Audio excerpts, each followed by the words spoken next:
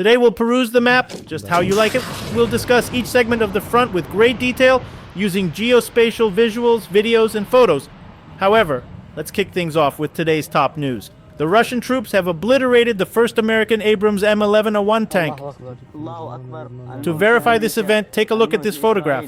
Obviously, the tank has seen better days. It seems like it's on the brink of igniting a fire in some spots. Barely blemished or scratched. All it really needs is a little touch-up and it will be as good as new. But the reality is that it's clearly a wrecked American tank on the Avdiivka front. It's totally torched and it wouldn't be going anywhere.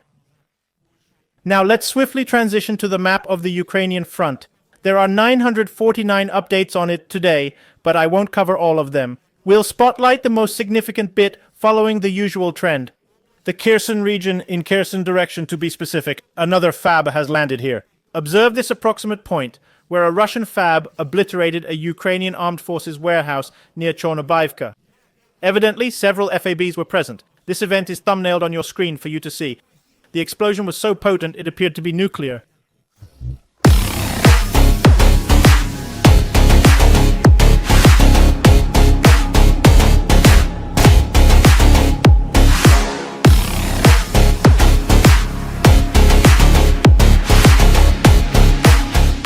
Now to the market. This is where the material comes from. We have a message from the Ukrainian Ministry of Defense which states that they're still holding out on the right bank of the Dnieper and repelling attacks there. Additionally, we have some geomaterial from this point here. There's a small settlement called Respublikanets here, and the explosion was heard here.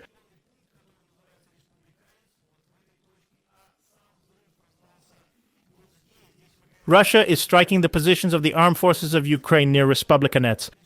Huge explosions can be heard on the right bank of the Dnieper. Russian reconnaissance drones are observing these actions. Now let's move our work further along the front line, the Zaporozhye front. Here again, changes have occurred on the front lines. The Russians launched a daring and bold attack on the village. I showed you the video material yesterday. The armored vehicle reached the school and dispatched troops. If you look closely, the school is right here. Actually, this monument, visible on your screens, right in the center. It can be seen in the video. That's exactly where Russian soldiers are landing. Meanwhile, the armored vehicles covered their landing. The landing force managed to establish their position on the landing site, and they moved forward to the enemy's position in the northern part of the village. The enemy, under heavy gunfire and artillery bombardment, retreated towards the cemetery area, thereby abandoning the eastern and central parts of Rabatin.